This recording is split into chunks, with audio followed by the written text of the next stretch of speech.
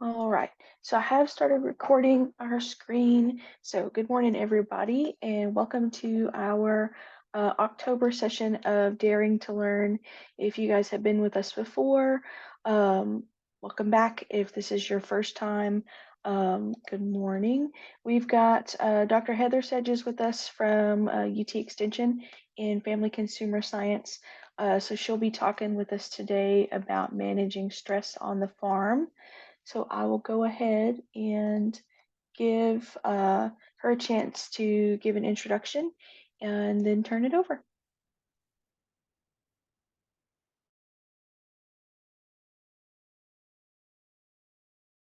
I think you're muted still. Well, that was silly and There you go. embarrassing. Great start. We're off. So I just wanted to be vulnerable for everyone so we could de-stress for a minute. I just want to say hi. Thank you so much for being here. It's a real honor to be able to talk with you all. In my role at UT, I'm an associate professor there, and I'm actually in family and consumer sciences. So it's always special to me to be able to cross outside of my home department and collaborate with people doing great work like the Center for Profitable Ag. So thank you so much to everyone there, and especially to Elena. She's been absolutely impressive in organizing and managing all of this. So in my work, and where I've come from and what I do, it's all about engaging people to help them. That's it. That's all. It's what it boils down to. And one of the biggest ways that we're able to do that right now is through a grant called Southern Ag Exchange, and it's specific to farm stress. And I'll go over the areas that we cover in a moment, but in that role, I've had the opportunity to really share my training and background and expertise in emotional well-being, stress management, you name it, and really combine it with the obscene amount of stressors that are in farming. I don't know another profession that is so intricately intertwined into our everyday life that and that how you wake up in the morning and the first thought you have is, oh gosh, what's the weather doing? What's this doing? And so it's just so constant and omnipresent is the word, ever present. So so that's what we're going to be talking about today is farm stress. And so I'm really grateful that you all are here. I'm just going to check in one more time with Elena that everything is good on your end. Yes, you're good to go ahead and screen share. Great. Let me pull up these slides here. And we're going to close this. Open this. All the way home. And I have to share my screen before I do that. I'm going to narrate all of my moves here. How's that feel? Yeah. All right, we're going to share. I've got everything set up. And then let's see here. We'll do this. Thank you. And if my mom did come through on the virtual background there, that is my mother. And she did bring me a cup of tea. Yeah. And so it is always important to have the people that support you and care for you in your life and to be helpful there. So, all right, let's get this in presentation mode. And I think we're good to go. I can't see anyone, and I know that's because this is a webinar. So, and I'm the type of presenter that really relies on expressions and interaction and that sort of thing. So, Elena, do participants have the opportunity to put comments in the chat or the Q&A or anything? Yes, they can. So they can raise their hands, and I know they should be able to send out messages in the chat. Okay, good. All right. Well, if anyone wants to at any point, feel free to do so. And we can address things as they pop up because that's what happens here. And so when we're talking about stress, and if you have any questions, I'm also going to be sharing a QR code and a link to all the materials that I'm going to go over. I'm going to share that early on in the presentation. So if you want to follow along with anything like that, but it will be accessible to you afterwards through that link. And Elena and I discussed earlier about that she's going to post them along with the recording of this. So let's see here. All right. So like I mentioned, my shirt today and this slide shows the work of the area that we cover with the Southern Ag Exchange Network. And that is essentially farm stress programming in the Southeast. And our goal with farm stress and the Southern Ag Exchange Network, really, we're all about providing reliable tools for a better tomorrow. But what that means is that we're not only doing mental health programming. In fact, quite frankly, it's not all about that anyway. What we do is we are working to tackle the root causes of farm stress. So you all know these: weather, finances, your personal health, your mental well-being, labor, operations, legal stuff. All of those are like our core root stressors that we focus on. And what we do is address those through a number of different ways. Because we're a region, it's really hard to just do one-off programs. So what we do is we collaborate across the region, and we have what we call a rural concern line. And that's actually run out of the university, the Iowa State University, but we've partnered with them because they've been at it since the early 80s, and they do an amazing job. They are for farmers by farmers, and they are connected in so well. And so what we've done in the Southeast is we've done a vast search for resources across all of those root causes of stressors. And we've given them a massive database to be able to connect individuals in with those resources. But we take it one step further, because what we want to do is make sure when someone calls, that when they hang up the phone, they don't feel alone in navigating all that may need to be navigated. So we've partnered with another group called the Rural Advancement Foundation International, or RAFI for short, and they provide farm navigators. So at the end of every single call, someone's going to hear, hey, I know we did a lot of talking today. Would you like someone to walk this walk with you? And this will be someone from Rafi that will be able to, check in, make a plan, figure out which bite of the elephant to take first. And so that's how we really try to deepen our connection in doing so. That resource database, as I mentioned, that the concern line uses, we also host that on our website. And we're still in testing mode for its use. But what we've integrated is something called natural language learning, so that individuals that go to search for resources are not trying to click through menus or select what they think they need. Instead, you're going to be able to just type in your concerns, and we do the work on the back end to make sure you're matched with the right resources for where you are, what your concerns are, all of that. And the reason we're doing that is because I don't know about you all, but I know for myself, when I'm in crisis or I'm really stressed out, it's really hard to figure out what to do next. What do I need? And so many times we don't know what we need until we see it. And so that's what we're trying to do, is to make that a very natural, easy process. We also have an applied research team who's investigating all of those root causes of stress across lots of different sectors and audience types, and you name it. And then what we do, the reason it's called applied research, is that they have to translate their findings into an intervention or a program that's part of the life cycle of their work. We also host support networks. We have a group that we've launched. It's called AgriLead Her, and it's out of Georgia, but it serves the entire region. And we run things like, it's called the Men's Shed, where it's small groups of men that come together and work on a project. We have veteran farmers coalitions, all these groups, formal and informal, that we partner with. And give an outlet for people to learn and share. Support networks aren't for everybody, but for some, they're really, really helpful. And then we also host an e-learning academy, not just for farmers and ranchers and fishers and foresters and everyone in ag, but also for the professionals that surround agriculture. So, for instance, we just did a massive training with the Farm Service Agency in Tennessee.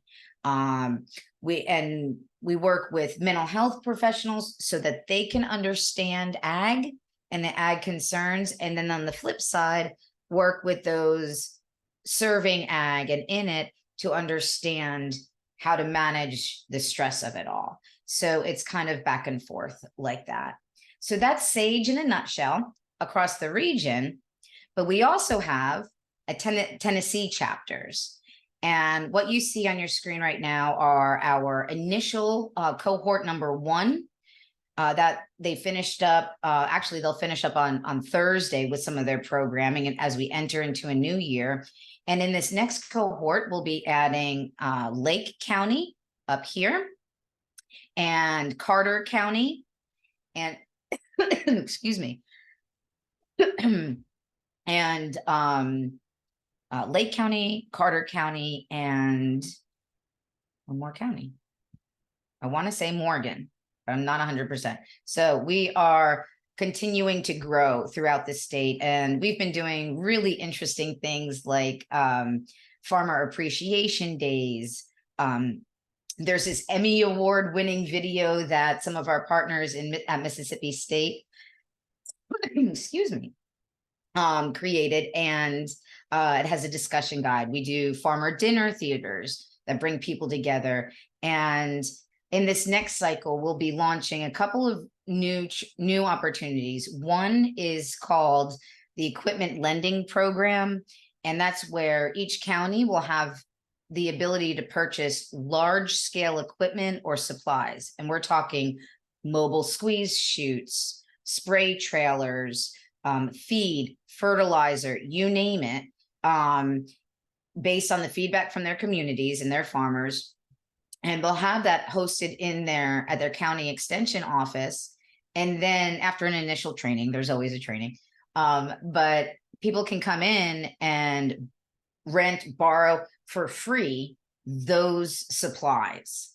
And one of our goals there is to reduce the stress of, say you have some equipment that's had a recent failure and you're in the middle of harvest season. Well, maybe we've got something that can help you without having to put out a huge expenditure right then and there, or just any little bit to help in that regard. So that's called our Equipment Lending Program. And then we're also going to be launching what we call our Root Causes program. And this is the opportunity for extension agents to offer programming and resources, specific resources. So this is everything from coolers to cooling towels to, it's kind of all the stuff, if you will, around what do I need to be my most efficient self when I'm out in the field? How do I stay safe? How do I stay healthy? And how do I stay productive? And so that's another piece to that puzzle. So we're really excited about all of our work in Tennessee. And I'm excited to share more with you today about farm stress. So I'm going to hit play on this video, but I want you to know there are no words. But more than that, I want you to know that it is the cheesiest video. It is so cheesy, y'all. It's bad. It's really bad. But it gives us an opportunity to pause and think through all of the stresses that farming entails, and just to have that mindset. So I'm going to hit play and we're going to suffer through it together. But I'm hoping that it gives us the opportunity. There's a couple different points where I might pipe in, but in fact, actually there's not, because the way the sound will go will be a little different. So let's go.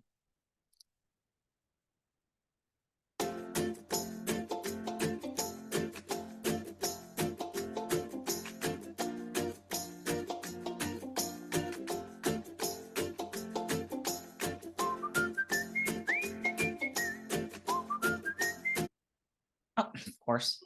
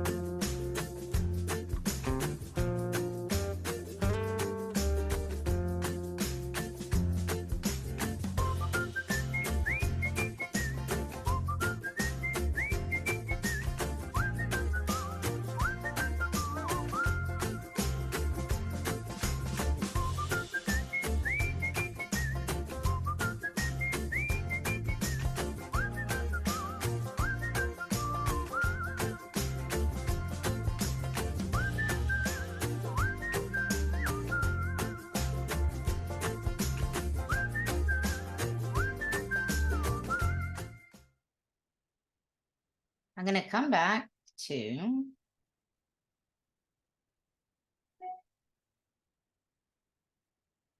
I just want to point out, can you all hear me okay? Yes. Okay, good. I want to point out this slide in particular, this moment in the video.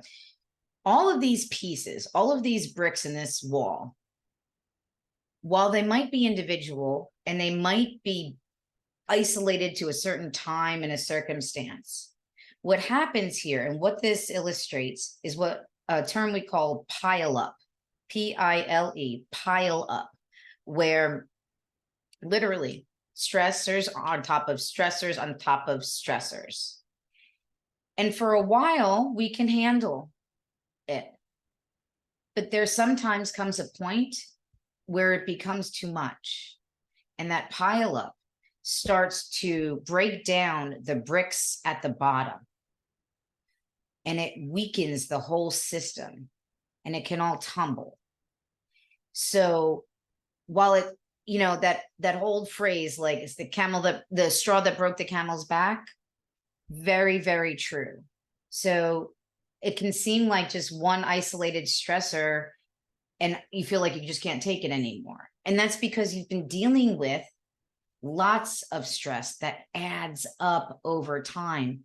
And it's really unlikely that we're going to just get rid of all the stress. Unless any of you have figured that out, how to get rid of all the stress so you can just deal with it one issue at a time, let me know. Please let me know. But since we probably haven't done that yet, the best thing to do is to learn what kind of resources you have that surround you that allow you to fortify that wall.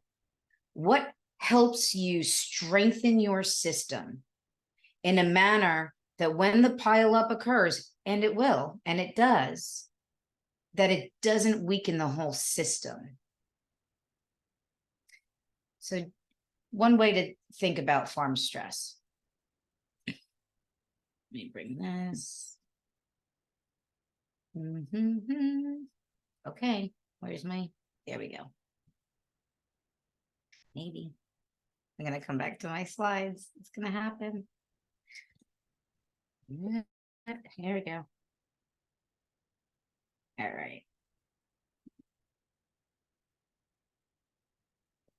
And we're back to the main slides, I hope. All right. So what pile up really is, we have these pile up stressors, right? They're adding. What that leads to is something we call chronic stress. So there's a difference between isolated one-off issues. So, you know, as big as it is, a drought coming in can be a one-time occurrence, but it adds up over time. or you hear some bad news or about a family member, and that's one isolated piece of stress.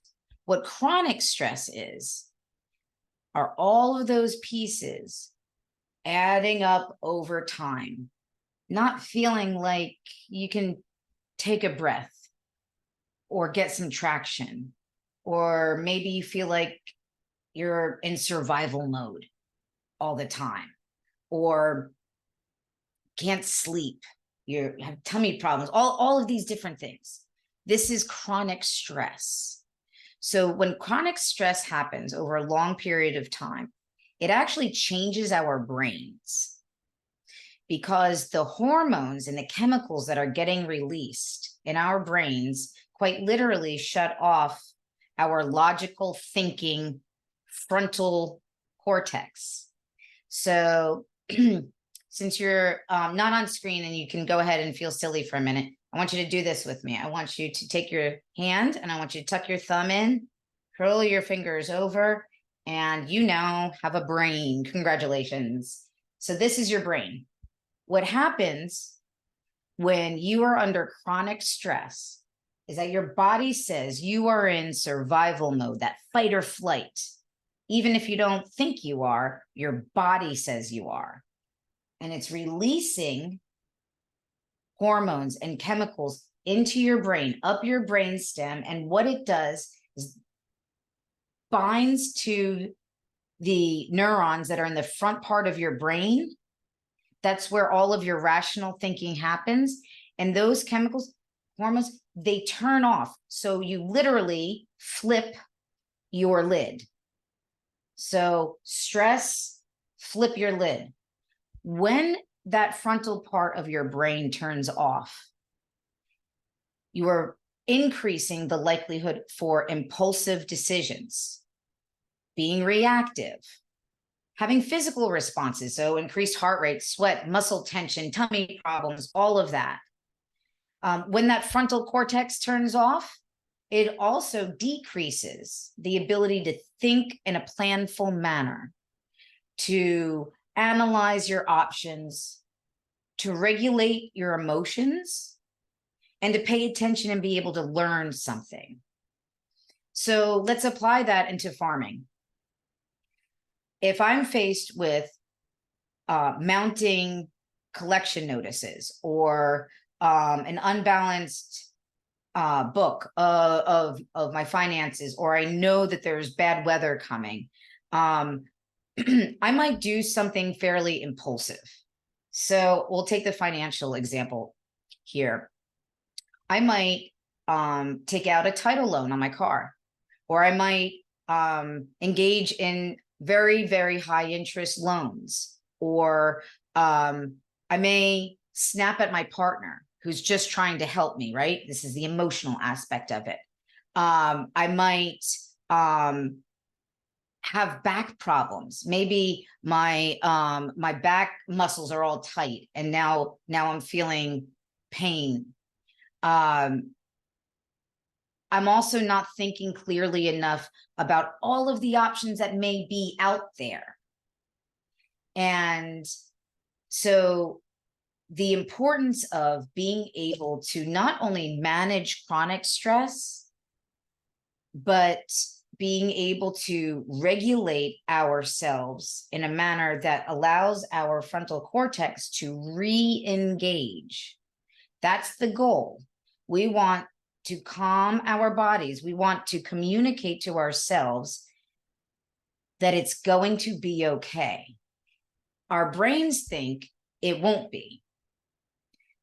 But we've all lived long enough to this point, if you've made it this far, you know that it really will be. And there are options out there. In order to do this, in order to shift that thinking, and in order to manage that thought process, it takes a big shift. It takes a shift away from this idea of what's wrong with me? Why can't I get this spreadsheet to balance out? Why can't I get, you know, the fields to grow, the cattle fed. Why can't I do all the things, right? What's wrong with me? Changing that to thinking, what's happening with me? So let's think about our crops for a minute. When you have crops that may not be producing at the rate that you expect or may be failing, you don't look at that crop and say, oh, well, you're a bum crop. You're a real loser. You really need to start paying attention, and you need a routine. You need a bedtime routine and bup. No, we look at all of the factors that are affecting that crop. How is the soil? How is the light? How is the water? How are the nutrients? And we start to understand the complexity of what is allowing that plant, that crop to flourish. Because we're thinking about what's happening to that crop, not what's wrong with it. And we have to start to do that with ourselves in order to manage chronic stress and to re-engage the rational part of our brains. And this isn't just good advice. This is actually research-based. We know that when there is a shift in thinking, that the likelihood of problem solving, for innovation and productivity really increases. The feelings of being able to manage all the things increases when we start to shift this thinking.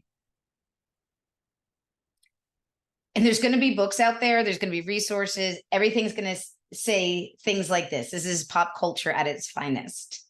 And I'm going to tell you, as lovely as all of those are, the solution is not in one book. The solution is not in one speaker. This webinar isn't the only solution. The real solutions come when we start to assess our situation, we make a plan, and then act. Y'all, I'm not telling you anything you don't know right now. This is exactly how we do most things in our life, whether we realize it or not, and especially on our farming and ranching operations. So we figure out what's going on, we make a plan, and we do something about it. So as I go through all of the materials and resources I want to share today, I want to make sure you have access to everything. And so you can scan this QR code, and then you can also use this link on the screen. And like I said, Elena is going to have all of this loaded with the presentation and available for you. And you'll be able to see everything we're going to walk through today, but I did want you to have that readily available. You'll see an additional PowerPoint presentation in there. That was for the Farm Stress Agency folks. We trained all of their employees this past summer. Similar information, but a little bit more about how to implement that in the workplace. So if you are running an operation and you have people you want to share this with, please feel free to use those resources. This is quite literally why Extension is here and why Sage is here to offer resources. All of this is for you. So let's start with planning. All right. So in the top right corner, you're going to see a logo that matches up to what stage we are in. So right now, let's get into the planning phase. What are we going to do about this? I'm sorry. Yeah. The assessment phase. I'm so sorry, I misspoke. Right now we're in the assessment phase. We're just trying to figure out what's going on. And there's a really tangible way to do this. And it's super simple and yet so difficult, because it requires us to quiet everything else and to dive down and really pay attention to ourselves. But I'm going to make it a little bit easier, I hope.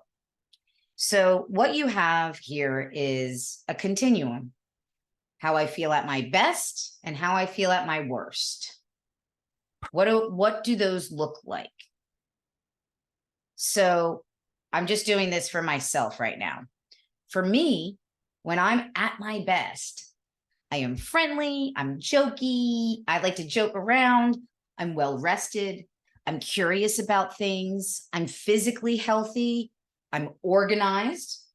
That's a surprise to some people, but I'm organized when I'm at my very best, and I'm engaged. I'm engaged in what's going on around me and in the world. You know, along the way that this presents itself is that I like to garden. I I like cleaning. I can't understand it, but I like kayaking too. Um, but sometimes some of the early indicators of behaviors when I'm starting to head towards my worst look like me driving too fast. They look like me getting easily annoyed. I get sarcastic, definitely grouchy, forgetful. I feel exhausted even if I've had enough sleep. And quite frankly, I'm not interested in a whole lot of things that are happening around me. I eat poorly. I go for all the carbs. Give me all of the carbs. Make it fried, make me happy, right? So I'm eating poorly. And much to my mother's chagrin, I bite my nails. Oh, it's the worst, right? I get really distant. I tend to isolate when I'm at my worst.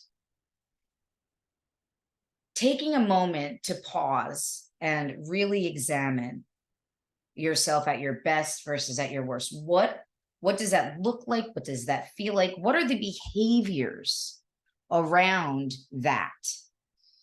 Take inventory of yourself. Ask somebody that knows you well and is willing to tell you the truth how on target you are.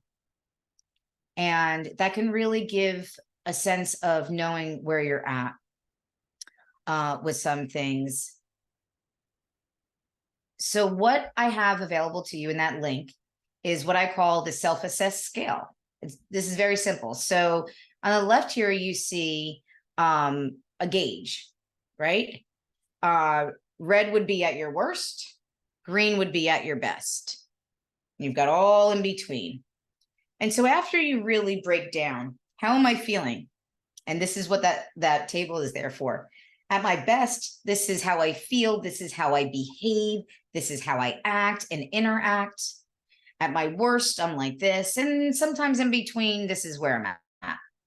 And then on the back side of that sheet will be at the very top.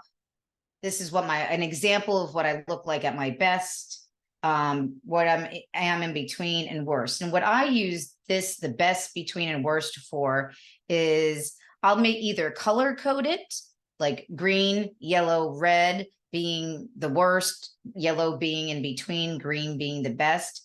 Or you can use plus signs, check marks, minuses, whatever legend, whatever icons you want to use, you can do that. And then what you're going to do is you're going to post this somewhere. And here's a little life hack. You can print off this piece of paper and you can put it in a large Ziploc bag, seal the bag up, and use a dry erase marker. And just for fun, you could use 3 different colors of dry erase markers. But if that's not your type of fun, you can just use the same kind. And that way you don't have to keep printing this off. You can kind of keep up with it in that way and see the change over time, which is the sole purpose of this. What you want to be able to do is see how things are changing over time, because we all need a warning system for ourselves. We don't want to get to the point where that brick wall that we saw in the beginning is crumbling. We don't want to get to where it's in just a pile of rubble. We want to get to the point of noticing when we're heading there and being able to intervene early. So how do we do that? What I like to do is match up a response to this to fill this out, because I don't want it to be one more thing to do. What a headache. I post it right on my mirror in my bathroom. And I've actually gotten a little piece of Velcro that you can wrap around, and I just stick the pen right there. And so when I'm brushing my teeth, at night, I'll think about overall. I'm not thinking about all the like, okay, well, this part of the day was good, that part of the day was bad. But I'm taking an overall assessment of the day. And even if something was bad or negative, or I had a particular stressor, was I able to navigate that effectively? Was I able to manage my emotions? Did I think clearly? Did I reach out to others? If I did, I'm counting that as a good day. Because remember, at my worst, I'm distant and uninterested. But at my best, I'm engaged and reaching out to people and friendly. And so making sure that when you assess your day, you're thinking about it overall. So here's an example of what we see over time. And typically, when I present this, I ask you, what do you see? And so I'll share with you some responses that I've gotten in previous presentations. And some people will say, well, the weekends tend to be a little more difficult. Some responses note how those yellows are becoming more and more frequent. And in every presentation, people notice that in the last 2 and 3 weeks, weeks 10, 11, and 12, things are really getting worse. If there's not green in those weeks. And if you get to that point where you are seeing where there is no green or there is no plus sign, and it's mostly yellow or red or a minus or a check, this is when it is time. This is your warning system. When you see that for 2 weeks or more, that's 2 weeks or more, it is time to activate a plan. So how do you get to a plan? What are you going to do? So you see the icon in the top right. We've moved through the assessment phase. We are now in the planning phase. How are we going to do this? Well, with our herds, we have protocol. So if we have a case of mastitis or an infection or some kind of something happening in the field, there are steps that we take to assure the health of that livestock, to assure the wellness of the herd overall or of our crops. We first go in and we say, okay, I need to do this, this, this, and this. There's 4 steps. I'm going to follow them.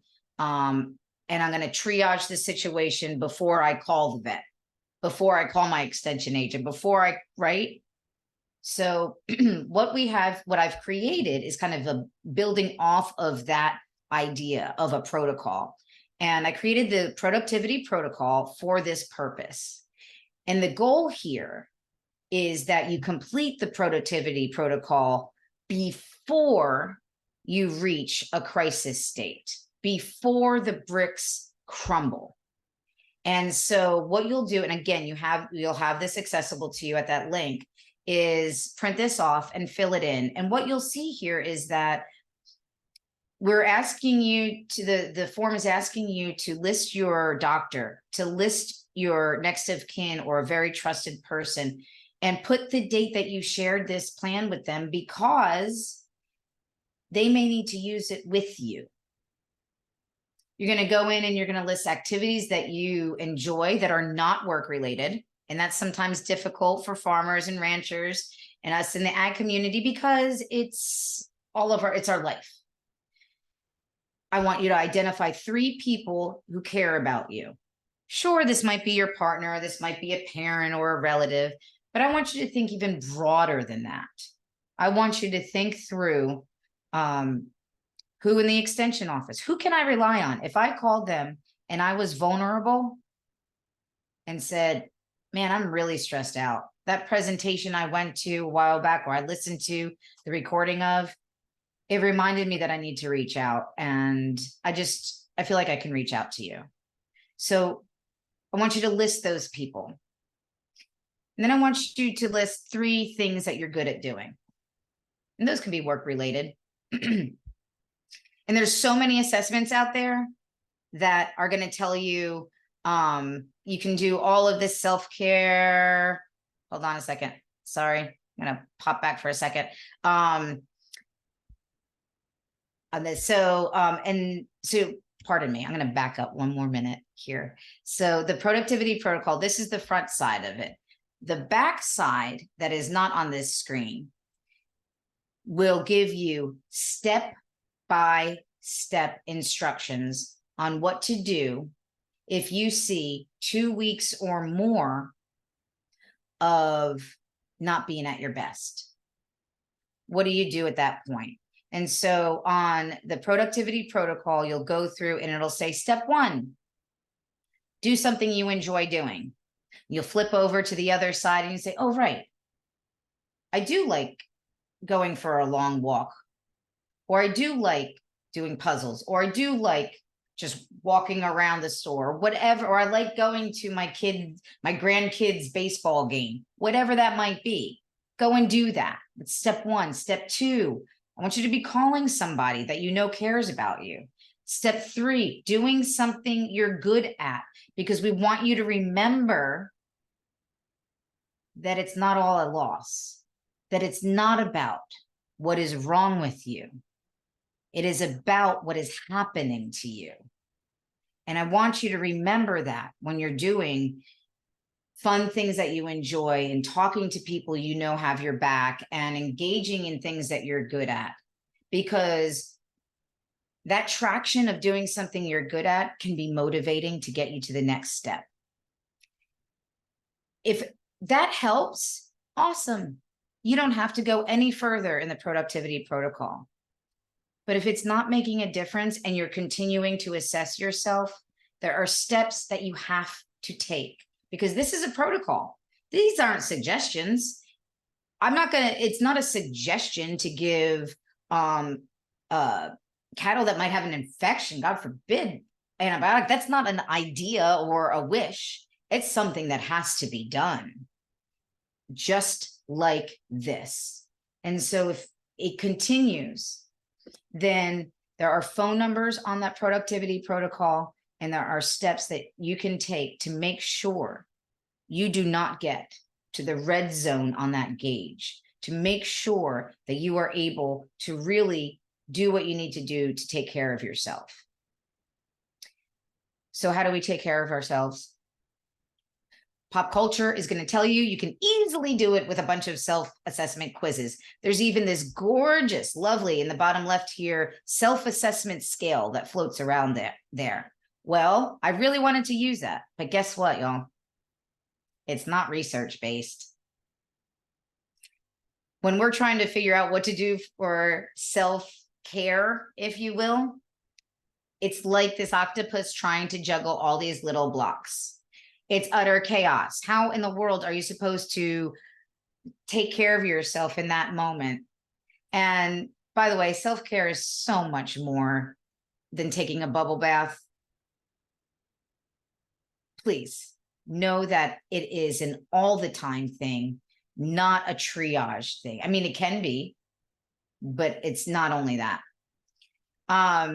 So what I did was I dove into the literature, into the research about what assessments are out there for really trying to figure out what is self-care in a way that, remember, we're trying to keep that chronic stress managed. We're trying to keep our frontal cortex engaged. And this assessment created by Dr. Cook Cotton out of the University of Buffalo, she created this and has tested it again and again and again and again.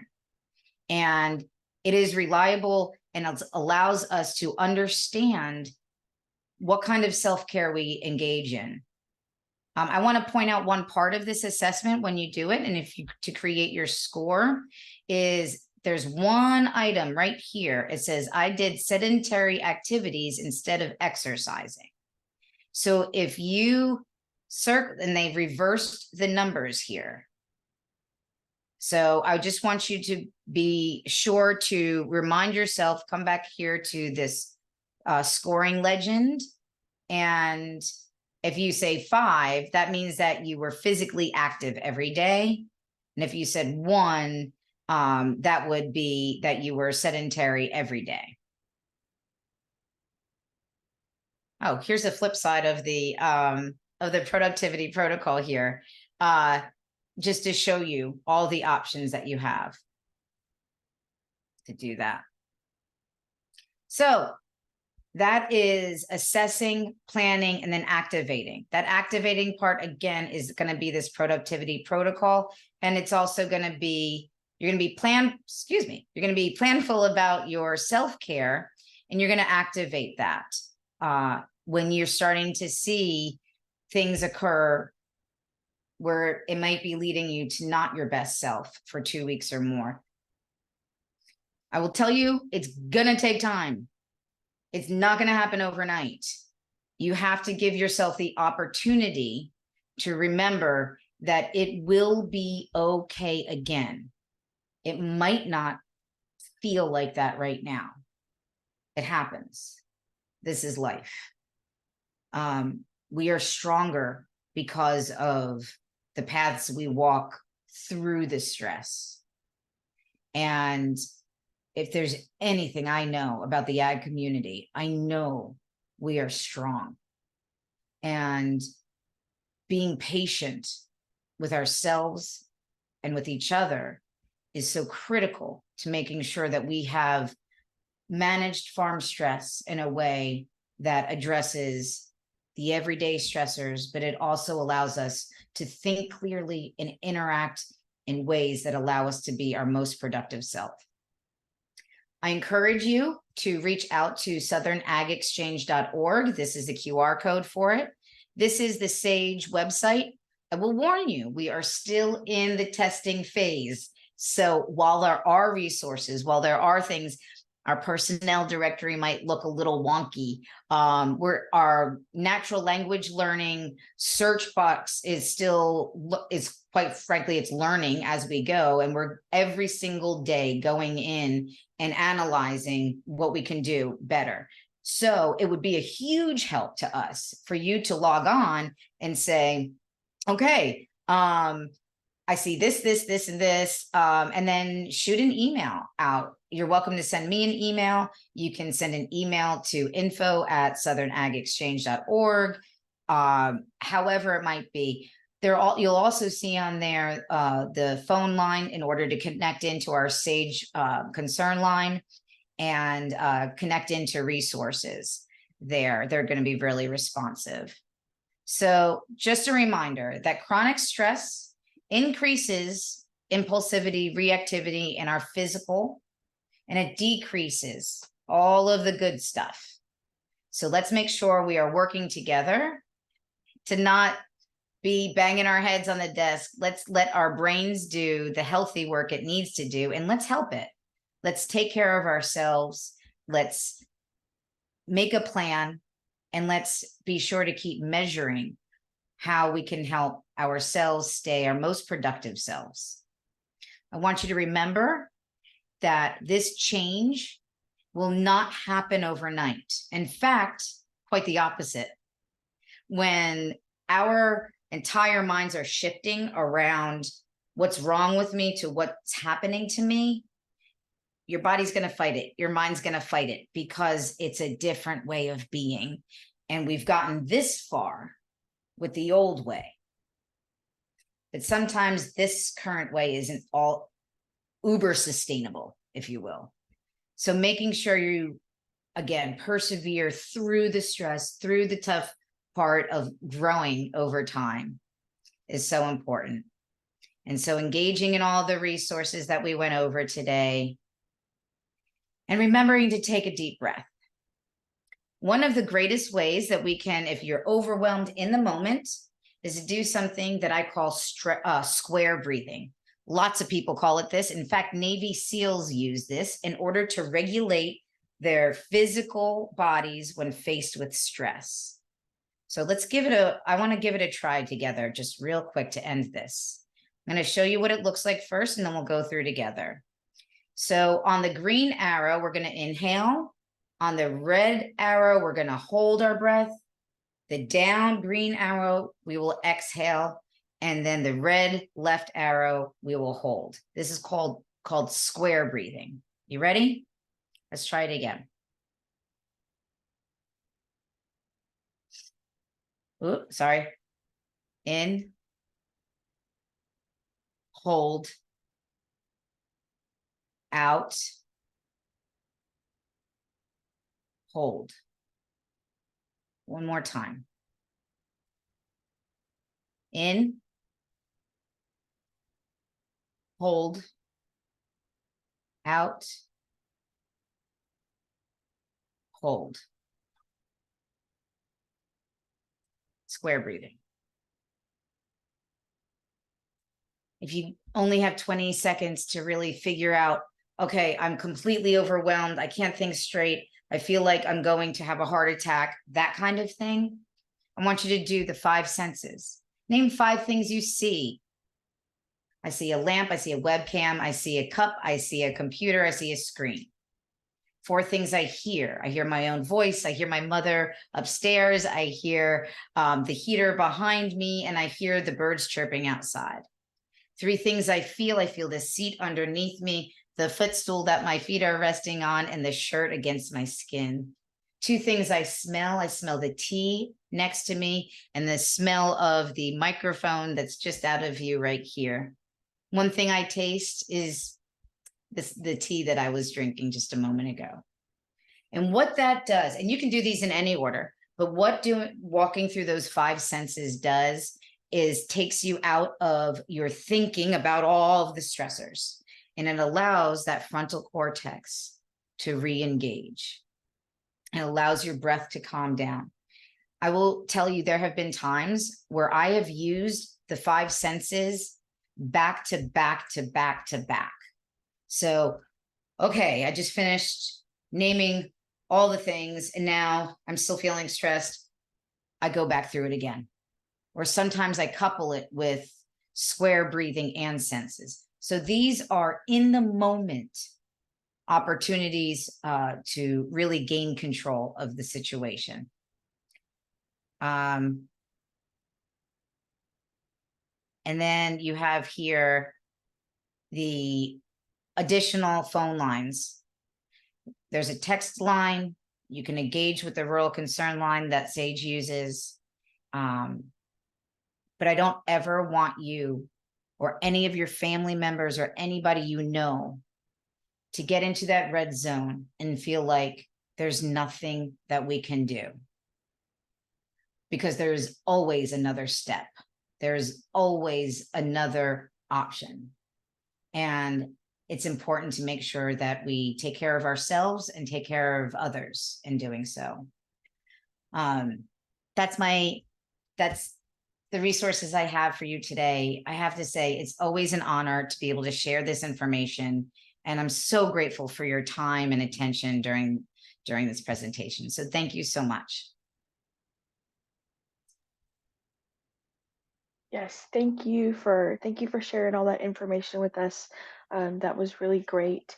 And I don't have any questions in the chat or in the Q&A, so I will go ahead and pop this final screen back up here. So thank you once again to Dr. Sedges for your presentation today and sharing your time with us. For those of you who have been on a Daring to Learn session before, you guys know the drill. Please fill out the attendance survey, the evaluation form. That's what this QR code is here that I'm sharing with you. And if you missed this or if you missed a part of the session, this will go up on YouTube later today, and then I will get a copy of the slides and the other resources from Dr. Sedges out to all of you in our post-session email as well. So our next session in November will feature actually Megan Lefew from CPA. So we will see you guys again in November. And thank you all for spending some time with us today. So I'm going to go ahead and stop recording.